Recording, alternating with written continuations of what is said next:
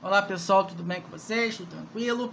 É o professor Rafael Oliveira. Nós vamos para aula 2, primeira série, tá? Nós vamos começar falando de grandezas físicas, tá? Embora nós falamos na nossa primeira aula, mas para poder entendermos vetores, nós temos que utilizar maciçamente a definição, né? Para que nós possamos ampliar o nosso vocabulário, nosso entendimento, tá?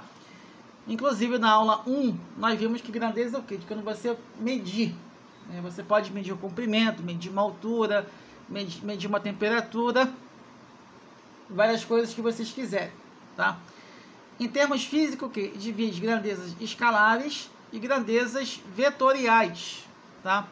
Grandeza escalar é quando você afirma que é 20 graus Celsius, densidade de 2 kg por metro cúbico, com volume de 20 litros.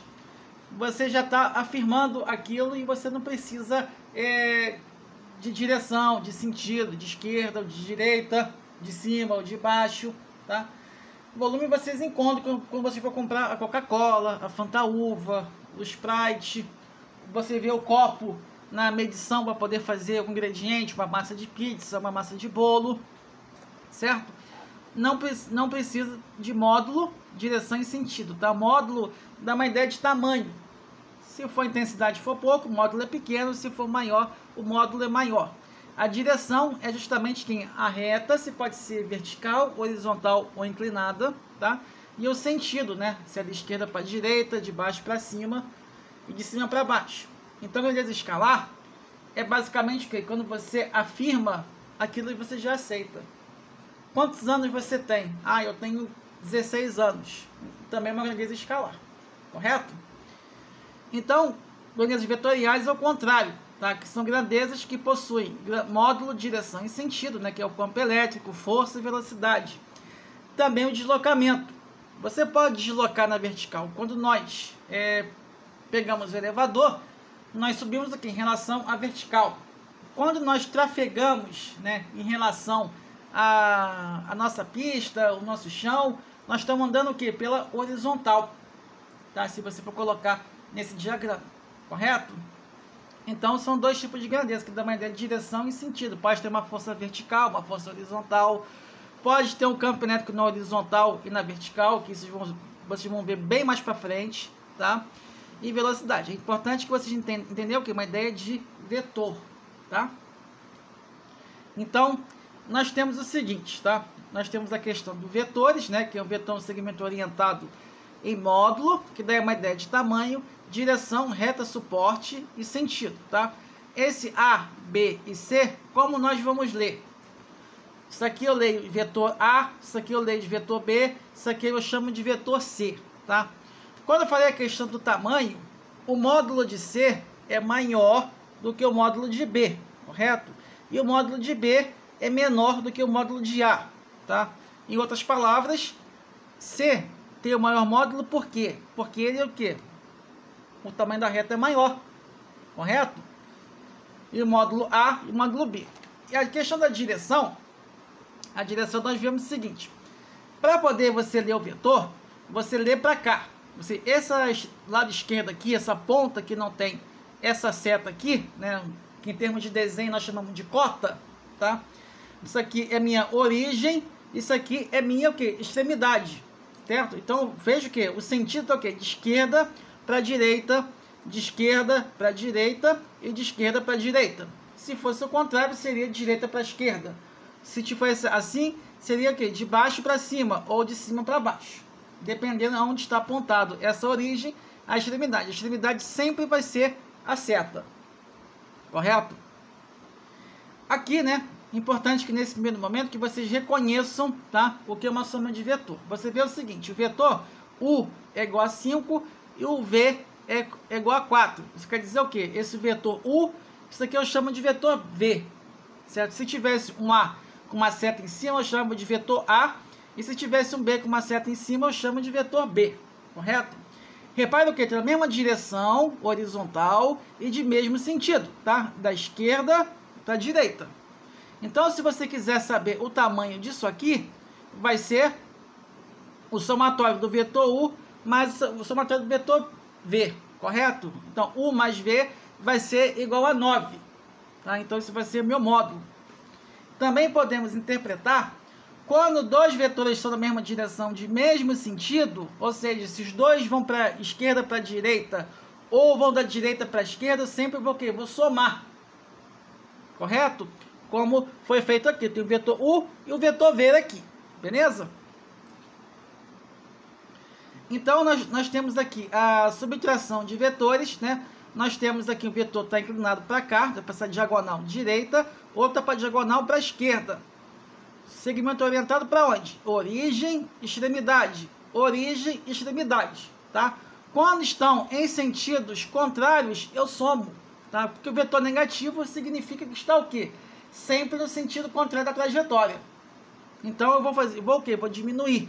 Vai ser B, vetor B, menos o vetor B, tá? É importante reconhecer que eu possa desenhar o que é um vetor soma, agora eu estou reconhecendo o que é um vetor subtração, beleza? Esse aqui é o módulo de um vetor, tá?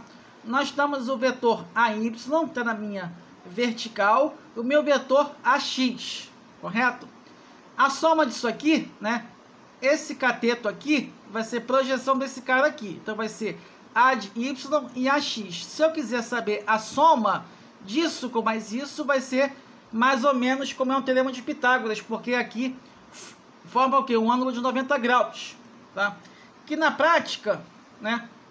Na prática, qual é para poder nós entendermos? Quando existe um vetor, supondo que seja o vetor de aceleração na minha vertical, o meu vetor aceleração na horizontal, como são duas grandezas e o movimento em direções diferentes, ou seja, no Y e X são independentes, eu não posso somar direto. Para que eu possa somar isso aqui, eu tenho que fazer isso aqui, tá? AX ao quadrado mais Y ao quadrado. Mas aqui pode ser um deslocamento, pode ser uma força, tanto que vai ter uma na minha vertical, outra na minha horizontal. Beleza? Então, o módulo de um vetor é justamente ter um quê? Um vetor resultante, né, de duas grandezas vetoriais, de modo que eu não possa somar direto. Correto? Porque se eu somar dois vetores em direções diferentes, eu simplesmente vou errar. Não tem menor condições de, inclusive, dar meio certo, né? Porque erro conceitual não pode, né? Nem concurso, e principalmente, e muito menos no ensino médio, porque nós temos que aprender certo para poder a gente ter a nossa base, tá? Que justamente aqui, né? Esse aqui é projeção desse cara aqui. Então, esse AY aqui está aqui, eu acho a minha hipotenusa, que é AX ao quadrado mais Y ao quadrado, revisando, tá bom? Então, outra parte que é importante, que inclusive nós vamos utilizar muito em lançamento oblíquo, tá? Que é um dos próximos assuntos que vai vir, tá? Mas primeiro vamos ver o lançamento vertical, tá? Nós vamos ver o componente do vetor, tá? Nós temos um ângulo, dessa vez tem um ângulo aqui, você tem o A de X e você tem o A de Y. Lembrando que isso aqui é minha hipotenusa, eu tenho meu cateto adjacente, ou seja, meu cateto que é paralelo, e eu tenho meu A. Coronel X é o quê? AX igual a cosseno do ângulo, porque o meu cateto adjacente com a minha hipotenusa, eu vou ter meu valor do cosseno, tá? Esse cara aqui é a projeção desse, então vai ser meu A de Y, então vai ser meu cateto oposto com a minha hipotenusa. Eu vou ter meu A de Y e meu A vezes seno θ, né? Que na prática também é conhecido nosso, tá? Que meu eixo vertical é meu eixo do seno e meu eixo horizontal é meus eixos dos cossenos, tá? Isso vai ser utilizado quando precisar decompor, né, o vetor, né, quando existe uma mesma velocidade, uma mesma aceleração, quando ele anda na minha vertical e quando ele anda na minha horizontal, tá certo? Quando nós chegamos no lançamento oblíquo, principalmente, nós vamos aplicar isso pausadamente, tranquilamente. Eu vou voltar nesse assunto aqui que nós vamos ver, tá? Só estou mostrando aqui como é o lançamento oblíquo não, o componente do vetor, tá certo? Quando você tem um vetor projetado com ângulo em relação à minha horizontal, tá certo? Como se tivesse duas varetas, aí você pega uma vareta delas e você simplesmente forma um ângulo, certo? E pode ver também, você tem duas canetas, né? Aí simplesmente eu faço isso aqui, certo? A minha caneta vermelha, a de baixo, é meu A de X né? Tem que estar inclinado a minha hipotenusa, e meu dedo aqui, coloquei aqui, agora é meu eixo Y, tá certo? Então, minha horizontal é o eixo dos cossenos, e o eixo da minha vertical é o eixo dos senos, correto? Isso vai ser fixado depois de muito treino. E nós temos também a regra do paralelogramo, que ao longo do ensino médio vocês vão aplicar, né? Que isso faz parte do conteúdo de vetores, a regra do paralelogramo. Então, mas isso vai ser avisado, adaptado, mas é importante que nós conhecemos essa operação de vetores desde já, tá? Nós temos o vetor 1 e o vetor 2. Isso aqui vai ser a soma, tá? Esse VR eu chamo de vetor o quê? Resultante, tá?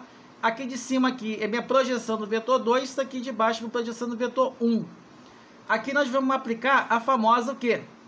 Lei dos cossenos, tá? Então vai ser VR ao quadrado, que é igual a V1 ao quadrado, mais V2 ao quadrado, mais 2 vezes V1, vezes V2, vezes o cosseno desse ângulo aqui, tá?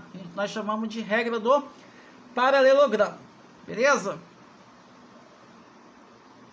E nós chegamos ao lançamento vertical, né? Nós fizemos um diagrama de queda livre, né? Que é baseado no sistema de coordenadas, que são dois tipos de movimento, tá? Nós temos o movimento vertical e o movimento horizontal, tá certo? Só coloquei um gráfico aqui de uma altura em função do tempo. A trajetória é o que vocês estão vendo, tá? Isso aqui é uma parábola. Nesse ponto máximo aqui, né? Quando você joga qualquer coisa para cima, ele vai fazer tipo uma voltinha, tá? Quando chega nesse ponto máximo aqui, nós chamamos de ponto de inflexão. Ou seja, quando existe o que? Uma mudança de concavidade, tá certo? A minha velocidade aqui na altura máxima é igual a quanto? Igual a zero, tá certo?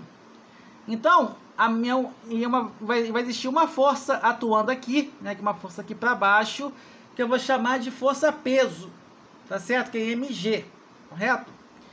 Então, nós vemos o seguinte, que aqui, no meu eixo vertical, o movimento o quê? É uniformemente variado, e o movimento na minha horizontal é o quê? Uniforme, velocidade constante, correto? Aqui você imagina, né? Imagina o quê? Um elevador subindo, quando nós vamos para prédios, sim, bem altos. E no movimento uniforme, o nosso movimento, quando você vai chutar uma bola, por exemplo, se você acompanhar de como o caminho da bola faz no jogo de futebol, né? Ele vai justamente fazer essa curva aqui para poder chegar na cabeça do jogador. Ele tem que voltar, correto? Quando o goleiro vai bater o tiro de meta, ele vai chutar, vai subir até chegar no jogador do próprio time, né? Pelo menos essa é a intenção, correto? Então a minha trajetória é o quê? É parabólica.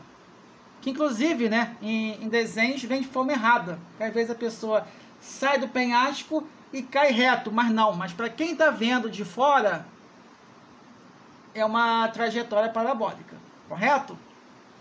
Então, nós vamos desmiuçar, tá? Vamos fazer direitinho, eu separei tudo direitinho para que nós possamos entender, tá? A única coisa que vai utilizar o movimento em X na minha horizontal vai ser justamente para achar o alcance. Só isso, tá certo? Mas vamos desmembrar, vamos conversar aqui, tá? Os movimentos são independentes, tá, em seus eixos, né, como foi dito. No eixo Y é movimento uniformemente variado, que significa o quê? Velocidade varia e aceleração constante. Qual é a aceleração constante? Esse G aqui, correto? Então, nesse caso aqui, nós podemos calcular nossa altura máxima, que é h menos gt ao quadrado sobre 2. O outro, OH, V0 ao quadrado sobre 2g, tá? Uma dica, quando eu enunciado der velocidade inicial, eu utilizo a segunda equação, velocidade inicial, e o valor do g sempre vai ser 10 metros por segundo ao quadrado, mesmo que não venha explícito, mas sempre vai ser, correto? Então, nós vamos diagnosticar que é o tempo de subida quando a velocidade da altura máxima é v igual a zero, tá? A velocidade final vai ser igual a nula, v0 menos gt, então esse cara vai passar para cá, vai ser menos v0, que é igual a menos gt. Então, meu tempo que vocês vão utilizar para me achar meu tempo de subida ou meu tempo de voo, correto? Vai ser o quê? Velocidade inicial, que sempre é dado pelo problema, sobre a minha da gravidade, correto? Voltando aqui, o tempo que sobe aqui, minha velocidade inicial é justamente nesse ponto aqui, que é igual a zero, certo?